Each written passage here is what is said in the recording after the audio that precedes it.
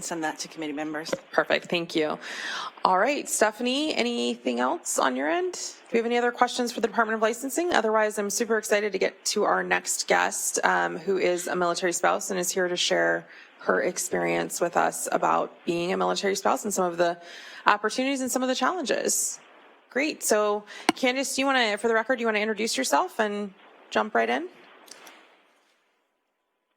Okay, so I have three major fears in life, and one of them is public speaking, and one of the other ones is sharks. So this is right up there with it. But I felt it was important to be here and be a part of this. So when I wrote what I'm about to read, I didn't really know to what level your knowledge might be. So if you may be very well aware of the issues. Some of you may not, but I'm hoping that this can also act as a message to reach out to people who are not aware of all of the issues that we face. I'd also like to take just a real quick second to thank my friend Jamie Lynn Bloom for joining us. Jamie is the president of the Lewis Spouse Community Club. I always say that wrong, don't I? Jamie, do you want to join us with your little one up here? You good? Oh, okay. Well, she's like me, and she's just as terrified of public speaking. But I just wanted to thank her for, coming here to support me today. So, okay, you had a question? Okay. So, as you know, my name is Candice Day. I am a Lacey resident, military spouse of 10 years, a mom of 2. I hold an MBA, a PMP, and I'm a licensed realtor. For the last 4 years, I've sought employment with over 100 different companies in the state of Washington. I actually lost track, so I kind of guessed at 100. It might be more. So thank you very much for giving, and also with little to no success. So thank you so much for giving me an opportunity to speak to you about my experiences today. I appreciate it. In order to help you understand the importance of this topic, I would like to frame the issues and then share my personal story. Military spouse employment is a multifaceted issue. There is no one problem and no one solution. This is a group of people who are consistently overqualified and underpaid. This is a lost resource for any community. With Joint Base Lewis McChord being home to nearly 300,000 people, in addition to the thousands surrounding the base, this is a resource being overlooked on a large magnitude by your community. And it should matter. These are potential contributors to your society, your schools, your economy, and possibly your votes. This should be important to not only the state of Washington, but any state that hosts large military installations. The challenges start at the very beginning of the career path for our spouse community, with higher education. Spouse employment is affected early on by the subpar and disjointed education they attempt to pursue amid multiple moves. The ongoing lack of transfer agreements between state institutions creates situations where spouses are preyed upon by online colleges. They're often less than reputable, offering easy to transfer degrees, or creates a situation where a spouse is left behind, unable to move with their service member due to an inability to transfer all their credits to the new location. Really sorry for that run-on sentence. The quality of education obtained directly impacts the quality of roles accessible down the road for the military spouse career path. Improved transfer agreements would assist with this, but this is just the beginning. The next challenge that often goes hand in hand with the struggles of education and employment is lack of available, quality, and affordable childcare. This is an issue that is faced by the modern American family at a greater proportion than any generation has seen. This is something even more acutely affecting our military community. We have bases that have overcrowded housing, overcrowded schools, and the surrounding areas are spillovers where the private market takes full advantage of the scarcity with extreme high costs of living and childcare. This forces a would-be employed spouse to remain at home to care for children due to costs. In addition, spouses experience the struggles of solo parenting without the network and the community that typical single parents might have access to.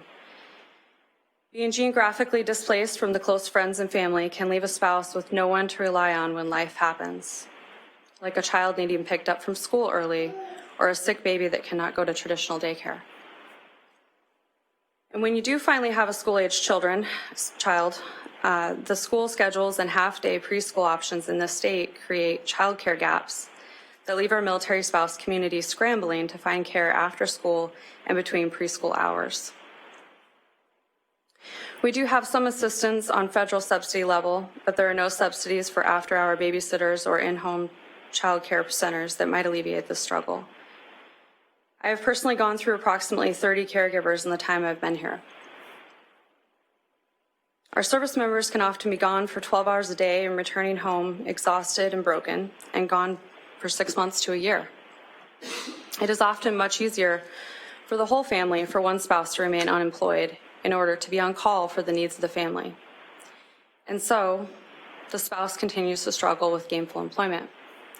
The spouse career path slows to a crawl.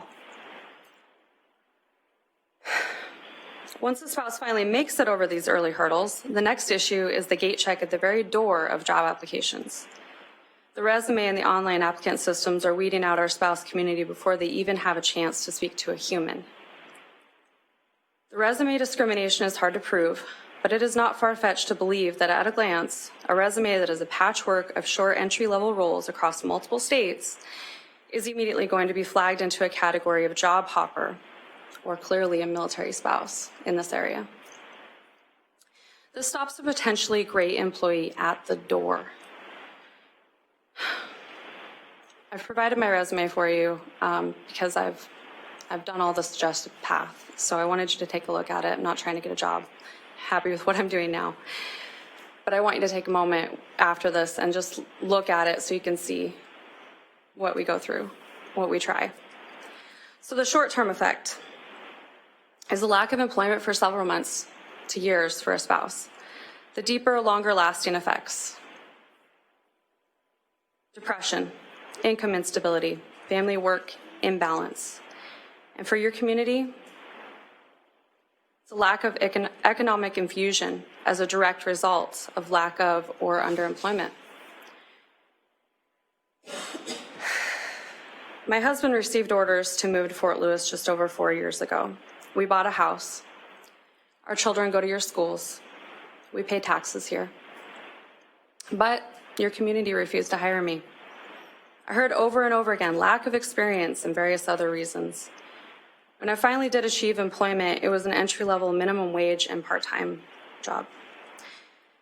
This was as I was in my final stretch of my MBA, achieving a 3.5 GPA.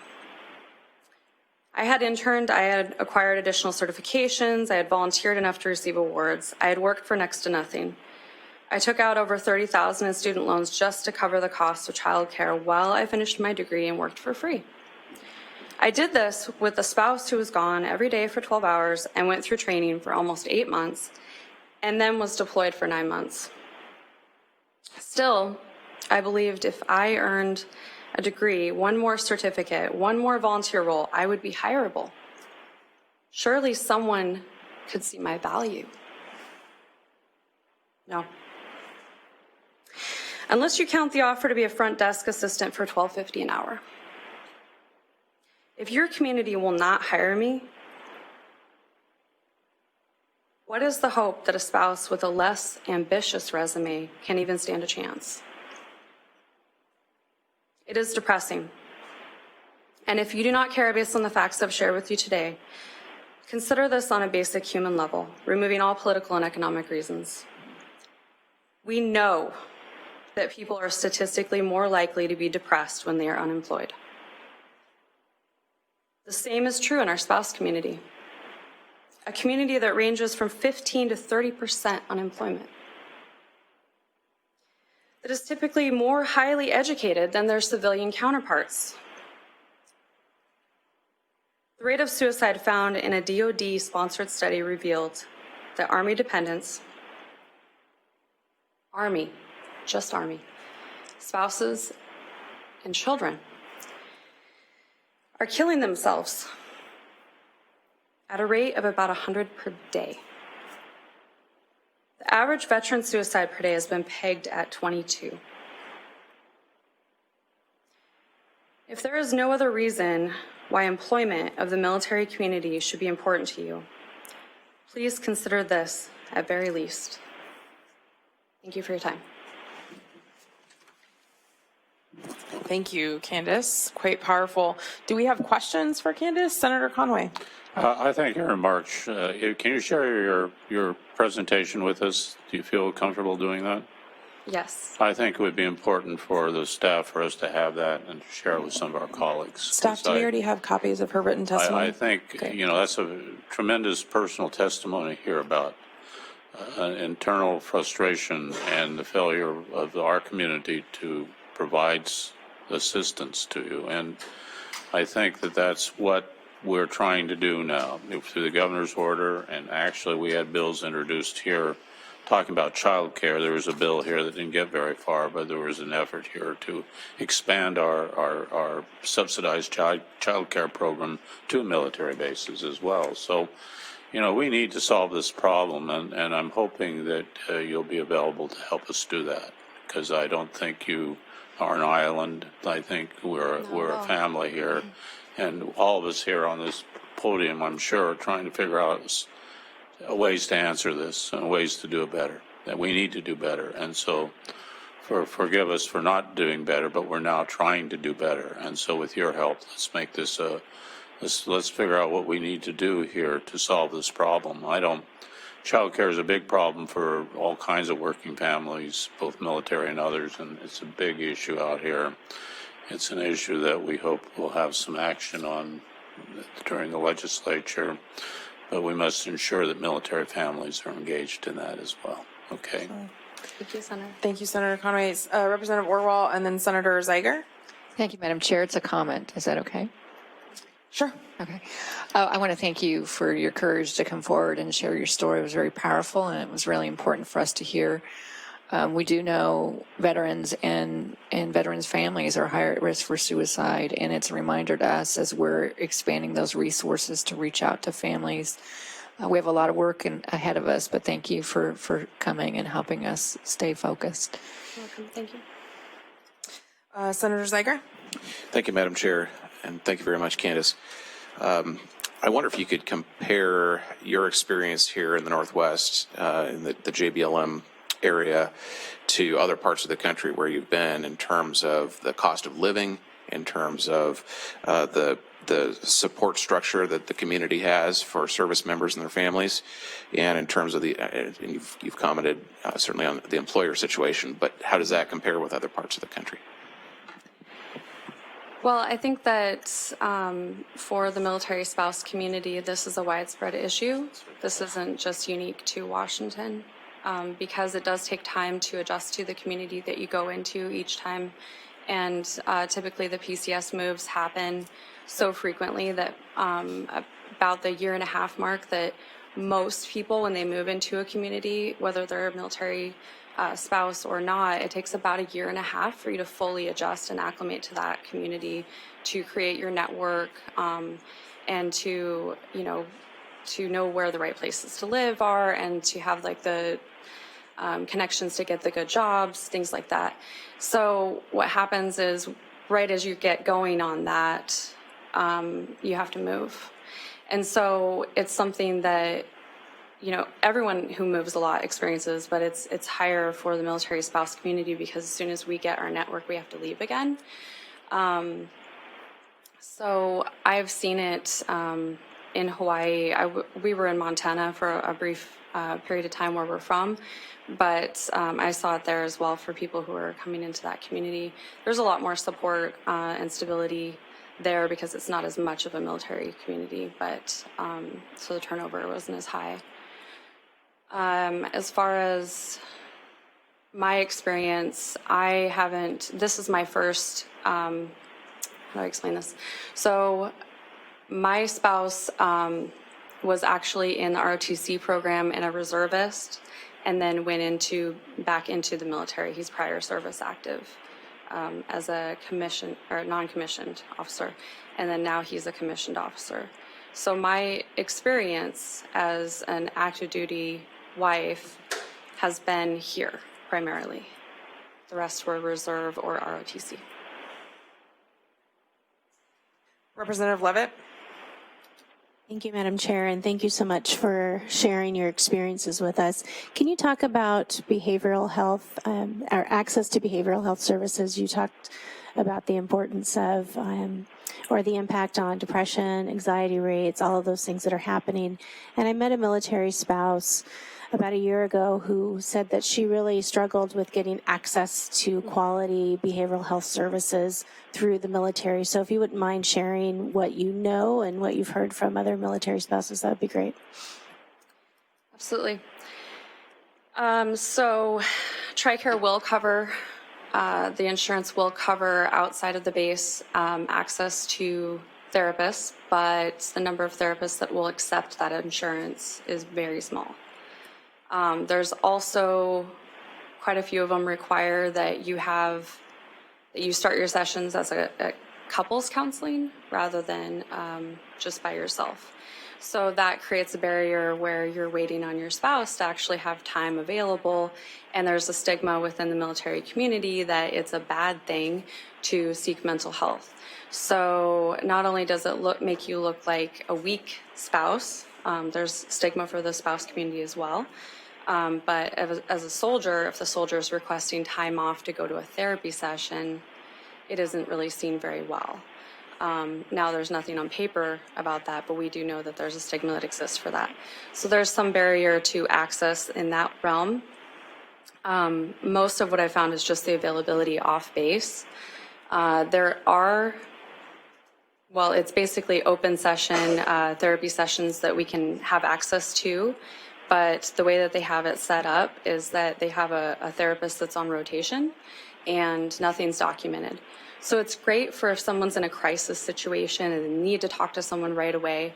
It's a Military Family Life, MFLAC, sorry, acronyms. But it is available on base, and it's great if you have a crisis situation. You can go in, you can vent, you can talk to someone and have someone to, just a shoulder to cry on. But if you go in the next week, you might be talking to a completely different person who has no clue what you're talking about. So there's no continuity of care. Outside of that, I don't personally live on base. And so I don't access the base for any of the other resources. I've checked into the resources, but I haven't found anything else. So there may be something I'm not aware of because I get my care off base. So. Representative Kilduff. Yes, thank you, Madam Chair, and thank you, Ms. Day, for your testimony. I echo the deep gratitude of my colleagues here. It's very helpful, I think, to us to hear from you. And what your testimony, I think, highlights is sort of what a multi-systemic set of issues we're dealing with here, education, behavioral health, the job market, childcare.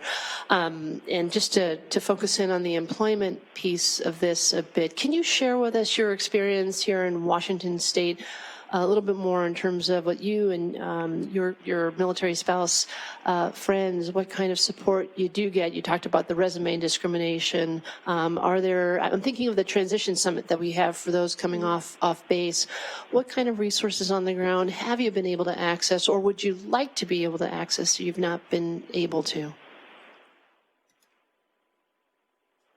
Well, I've utilized so many resources. So what I would say is that I'm not going to say that there shouldn't be more, but I would say that there is a great effort in this state in particular, from what I've seen, and with Joint Base Lewis McChord and some private organizations as well, to really help the issue, not just for military spouses, but veterans. Actually, usually the focus is on the soldiers, and then the spouse is kind of an add-on. But I think there's all these people willing to help and give you ideas and give you training and help you with your resume. But the problem is that that's all great and well. And as you can see, when you look at my resume, you can do all that. But if there's not an employer on the other side that's willing to see value, then what are we doing this for? So that's kind of where I'm seeing the issue. And also that even if you do get interviewed, a lot of times they have sneaky ways of pulling it out of you. I've worked really hard. This resume reveals more of my military spouse side of things. I usually hide it because you have this fear of like, well, if I tell them, they're not going to hire me because they think I'm going to leave or they know I'm going to leave. And so, I think that if there's some way to engage the employer side, to help them understand, incentivize them, or make them aware of the programs that do exist that are incentivizing them. There are programs out there that will, pay these employers to hire us, and train us. And so I don't think that a lot of employers even know about those programs. So, there's really a lot of great programs. Yes, there could be probably some more. I think there needs to be probably something more spouse specific, that's spouse focused, led by people who've been in the trenches and who've made it through the battle of, not to use military terms, but, I think that would be something I would request, is some leadership guidance from those who've been through it. Senator Conway. Yeah, I've attended some of these transition meetings, and of course, hire American heroes, the phrase, and of course, there have been major corporations, our Washington state corporations, engaged in that. And I guess what I'm asking our colleague there from the Department of Licensing as well, are we going to see, given the governor's order, an effort here to place some more emphasis about our Americans, heroes, spouses here, and so that we get away from this kind of what is perceived bias by employers that not wanting to hire these spouses because they're not going to be with them long. Are we seeing any of that at the transition center? I'm just curious. Is that beginning to materialize here through the governor's executive order to address this issue? Yes. So one of the requirements in the executive order was to encourage state agencies to hire military and military spouses. I am, in full disclosure, a military spouse, and I also was unemployed for 4 or 5 months when I moved to Washington, until it was actually Department of Labor and Industries was like, we're willing to take a risk here. I don't think it's a risk, but, we're willing to hire this person. So, Department of Licensing specifically, we're actually really engaged in hiring. We have a very active HR recruitment team that goes to a lot of career fairs and hire military and military spouses. And so that is a part of the executive order, is for agencies to continue those efforts. What about the corporations? We got, so maybe I can interject here, Senator Conway. So unfortunately, Mark Sullivan, who works for the Department of Veterans Affairs, isn't here today. But if he were here, I think he would tell you that Washington is designated one of the first states in the country to be a military spouse economic empowerment zone by the U.S. Chamber of Commerce. And the U.S. Chamber of Commerce was one of the core partners in 2011 with the Vow to Hire Heroes Act that actually got the major corporations through the U.S. Chamber to come on board. And so companies like Amazon and Microsoft and others have started to ramp up military spouse hiring efforts. But as you know, with the veterans hiring effort in 2011, it basically worked from 2009 until 2014 before we started seeing a fully much more integrated system. And so I think the expectation in that conversation will continue to be, they're on the front end of that ramp up, and they're going to, I think, continue to converse with us. I know we talked to staff about having both WDVA, ESD, so Mark and Alfie and Commissioner Levine join us at one of our next meetings, and I believe military spouse employment is the primary focus of that presentation, correct? Right, yeah. So you'll hear more about that on the corporation side moving forward. Can I ask a tangential question of that's childcare? Is that also on the agendas? Staff, can you help remind me? I don't think we pulled that out as a specific topic. I don't believe that was a specific. Yeah, but I'm sure we have room, Senator, to adjust that agenda as that meeting is not I just heard her say very fundamentally that child care is a big, major problem of roadblock here, and I just hope that we're also working on that end of it. I have if we're done with this, I have a question that I would like. We're not done yet, Senator. There's a couple other folks who have questions on the list as well. So, but I'll remember to come back to you for comment at the end. Representative Clippert. Thank you, Madam Chair. For staff or anyone else who can answer the question, do we have a military spouse ombuds yet, or is anyone? So, Candice, do you know what I'm talking about? Someone who would speak on behalf of military spouses. And so if someone were to put forth legislation like that, suggesting that, is that something that you might be interested in saying, hey, I'd like to apply for something like that to speak for military spouses? We're hearing from Jamie Lynn in the back with a sleeping child. Excellent. Raising her hand. And so. follow-on question? Continue. So you said your two greatest fears were public speaking and sharks. So you did great public speaking. How did we do? Did we bare our teeth too much? Did you feel encircled or anything? No, you've been great. Thank you. Okay, thanks. Are you trying to imply that we are sharks, Representative Clifford? All right. Well, if there are no other questions for Ms. Day or Stephanie Sams, we're going to excuse you both. And with the committee's gratitude, thank you so much for coming and sharing your story. And I imagine that this will not be the end of this conversation by any means. So thank you. Senator Conway, you had comments? I just have a question because of an article that came in the News Tribune that some of you may not have seen, and it is a. I'm sorry, Senator. Who's this question directed to? Yeah, it is a question. The question is, you know, I saw this issue about military housing and the issues that people were having with respect to that housing, and the need to address the problems there with I think it was exposure to Mold and mildew. yeah, and it troubled me a great deal because it seemed like it's very difficult within that community to raise these issues, and I don't know. I guess since you're here and you're probably involved, maybe you're not in the housing, maybe your colleague here with you is, but I'm curious about what is going on there in terms of, because that's a pretty serious issue of, you know, outmoded housing that basically is creating an unhealthy environment for children and for families. And I'm just curious if you would care to comment on that, or if your colleague who is probably more directly involved with it, maybe she's on base. Sounds like she's on base. I'm just curious what is going on there, and if we are seeing some efforts to address that issue. So because I'm in real estate, I do see a lot of conversation about it.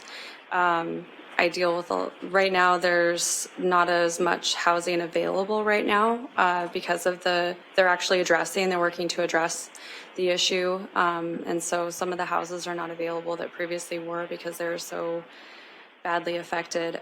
They've had a couple of listening sessions on base this year regarding the housing, and just collecting information from people who've experienced the molds and mildew and water that comes out rust colored. I personally insisted that we do not live on base because I've been connected with military for a very long time, come from a family of people who've served, and I heard a lot of stories about military housing just being very subpar. And I was concerned that at some point it would be revealed that there were maybe exposure to chemicals or, lead or something like that. So I didn't want my children to be exposed to any of that. So I insisted that we live off base where the standards are kept higher. So I do know that they're working on it. But yes, they did. They had a study come out this year that revealed some really scary numbers on what people have been exposed to, which is of concern when you look at also the numbers of developmental issues amongst the young children. So as far as the community and housing around the area, it is also very difficult for our military community to keep up with the rising cost of rent and price of homes and to stay competitive. So that is something, since you brought the topic up, that I would note I am seeing an issue. Want to say anything? Okay. Any other comments, questions? Jamie? just come up to the dais and introduce yourself, and I'll talk quietly since he's sleeping.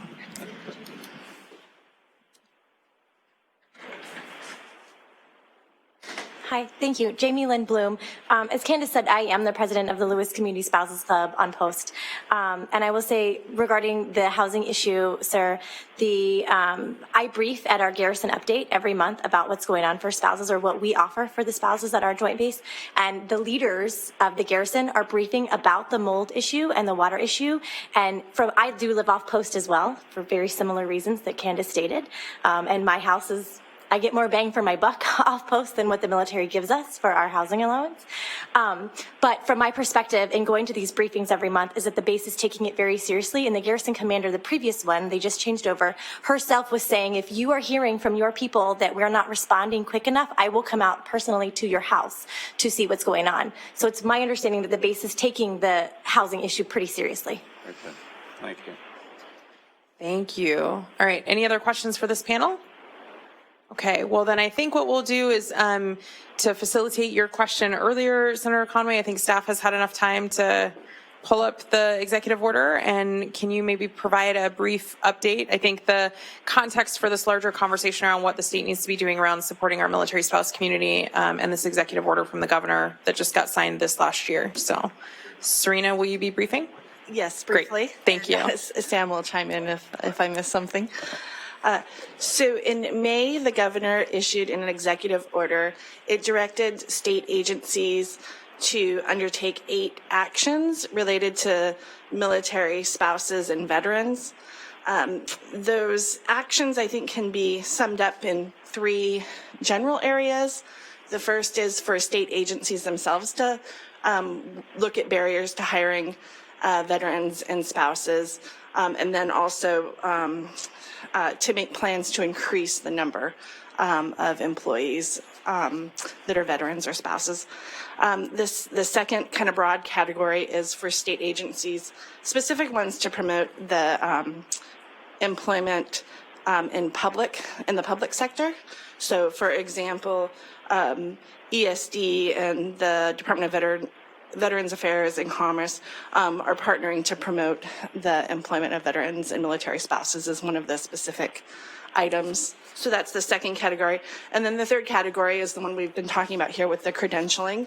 And there's a couple points on that, but I think the main one related to this is that the executive order directs all executive cabinet agencies that issue professional licenses and credentials to expedite procedures related to that licensing, including issuing temporary licenses, pursuing interstate compacts, and recognizing military experience and credentials. So I think those are the 3 broad categories that it covers.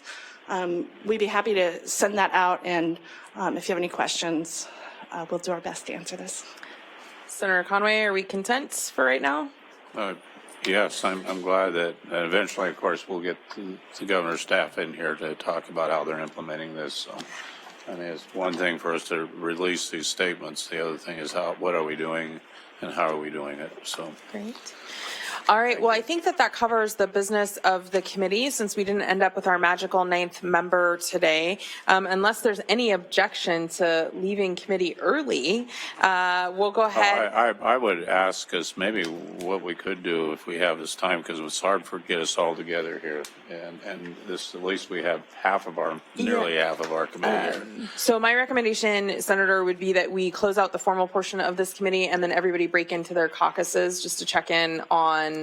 Well, I would be interested. I think to me, it's important. We've had a concept here introduced as an ombudsman program for military spouses. That seemed like a proposal. I think that, we have heard, and I think we know we have bills on childcare out there that have been efforts to address the childcare problem, even though I don't know if we're going to solve that. It's a big one. But I just curious if it gives us an opportunity to hear ideas from members here about what they may be thinking about for the next session so that we can design our remaining 2 sessions around their concerns as well. Sure, I'm not opposed to that. I want to be cautious that we are slated to elect a new executive committee, and ultimately the executive committee will work to formulate those next 2 agendas. So just for those of you who are here, be thinking about running for the executive committee so you can help carry this work forward. Is anyone opposed to, I don't know, are we allowed to add things to our agenda? I don't think so I think we have to do it like informally, right? It's a work session, Madam Chair. You have a little bit of leeway. Great. Thank you so much, Sam. So I think what we'll go ahead and do then to the senator's recommendation is just go around the dais really quickly. And if you're thinking about legislation or just want to throw something out there, I think we'll go around by each member, and we'll start at this end with Representative Orwell and work our way this way. Thank you, Madam Chair. Yeah, no, this is good. I am working on a worker safety bill, which is going to have a strong suicide prevention component, and that there's really high rates of suicide in construction workers, and they employ a lot of veterans. I'm also very interested in seeing, we've added a lot of resources for veterans, but should we be doing more to expand suicide prevention supports to families? And I'm really open to working on that. I think that would be an excellent focus for next session. Senator Conway? I'll pass. I think I've let you know that I think this military spouse issue is a critical issue, and I think we should kind of make it some priority in our next session of our legislature, whether it be the child care component, whether it be the suicide component, whatever it might be. I think we should be kind of brainstorming ideas around this of what we can do.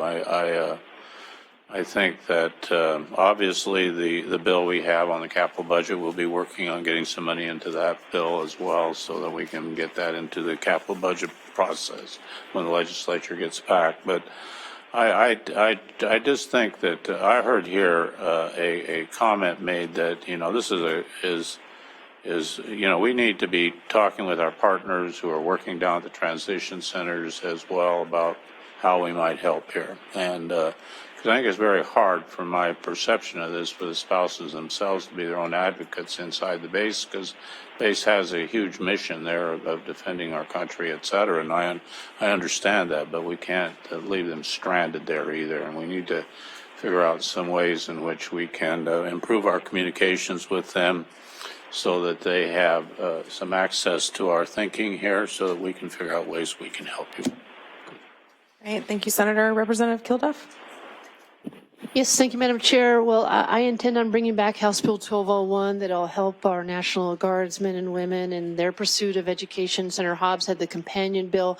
Also on the military spouse employment line, the bill legislation I had last session, I want to bring that back. And I think the testimony we heard today from Ms. Day, incredibly linked up and teed up with that, given the huge cost, societal cost, as well as to our economy of under and unemployment of our veteran spouses. And we talk about, we have yes vets. I also think of our spouses as hire us, hire United States, hire us, the spouses of our vets. So just to put in a little pitch for some nomenclature potentially around that.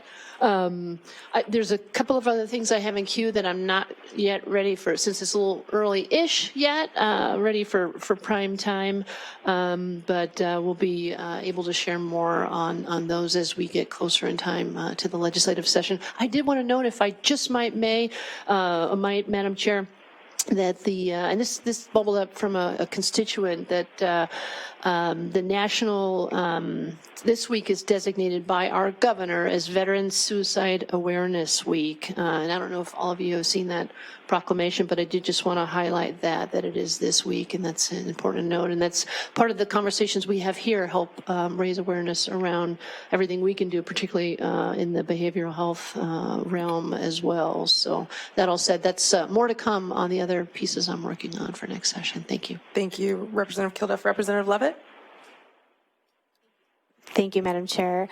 I, too, am working on issues of portability and licensing related to military spouses. Certainly behavioral health is an interest, and that's the question earlier, and working on veteran suicide rates, and then also workforce development for both our veterans in transitioning as well as our military spouses, and you'll start to see some packages coming forward. Thank you. Representative Kilduff. Thank you for the indulgence. Briefly, Madam Chair, I'll also be bringing back, and Senator Randall will, the LGBTQ Veterans Coordinator, and given advances in marriage equality and some of the challenges faced by transgender servicemen and women, I think this is really a timely bill, and so we'll be working that next session as well. Thank you. Representative Clippert, are you still down there? There you go. I've left, but I'm back now. Just among a couple have ran the Washington State Guard bill reference allowing Washington State Guardsmen to serve until they're physically or mentally incapable. We have this age thing in statute, which is cumbersome. I got great soldiers who want to continue to serve their communities, their state, and their nation. And so that has made it unanimously through every committee it's gone to and through the House, and got stopped on the calendar in the Senate. So looking for help getting that over the hump and signed by the governor. And then I just talked to Candice and Jamie, and they're interested in this military spouse ombuds. So I'm going to ask staff to draft a bill for military spouse ombuds. So, because I know that a lot of times people will look for a job in law enforcement or something else, and they're having roadblocks. But when I say, can I speak on your behalf? Then when I do that, I can help them find their way through. So I just think a military spouse ombuds would be a great thing. Thank you. Representative Chambers. Thank you, Madam Chair. So I'm concerned about transferring licenses in and out of Washington and the ease in which that's done.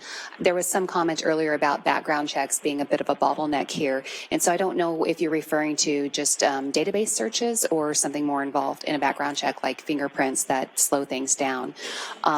But also along the military lines is, and constituents that have contacted me, is taking that experience in the military for when they transition out, and that being able to be applied to license transfer or work experience.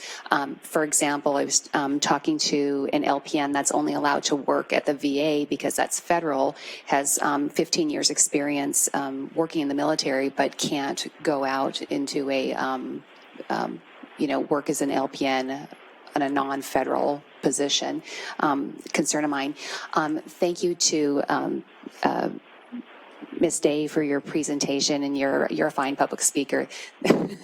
But I'm concerned as a small business owner and employer that there's a perception of resume discrimination going on. I love hiring military spouses, and they come with such integrity. So there are employers out there that do want military spouses. And so, one thing that small business or business owners are able to take advantage of is the work opportunity credit, which applies to hiring veterans. But, wonder if there could be an extension there for a credit for hiring military spouses that should, maybe that could count as well. So. Okay. Senator Zeiger. Thank you, Madam Chair. First of all, I want to say happy birthday to the United States Air Force, founded this day in 1947.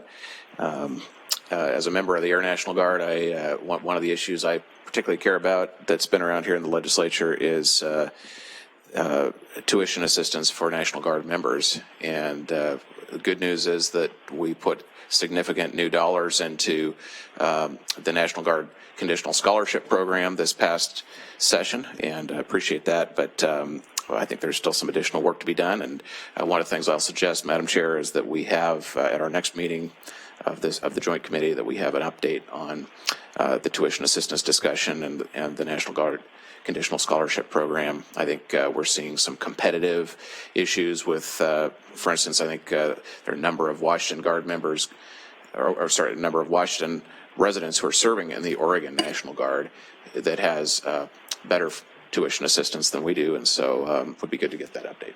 Thanks. Great, we can add that to the list. So I have, I'll share a couple items on my end.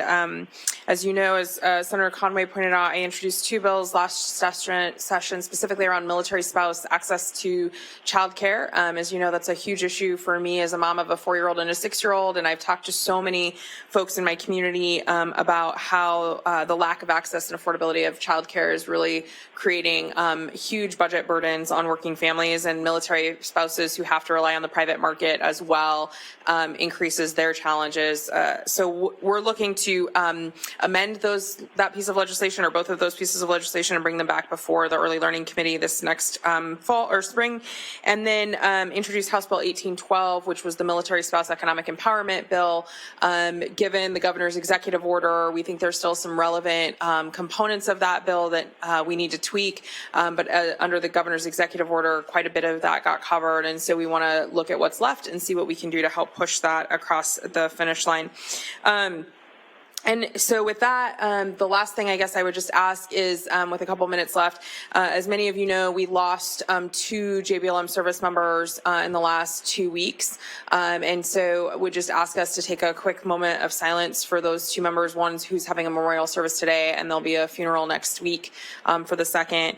And just a reminder that, you know, there are real lives at stake in the work that we do to protect our country. And so to their families, our thoughts and prayers are with you. And we'll just ask for a moment of silence for them.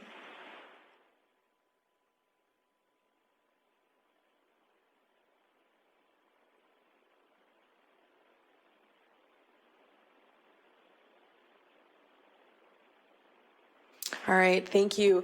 With 5 minutes left in committee, I'm going to go ahead and close committee, but I'm going to encourage each of the caucuses to get together and just chat really briefly, see if there's anybody in your caucus who's interested in joining the executive committee for this next year, and we'll get together and talk to staff about how we can schedule that for the next session. With that, for everybody in the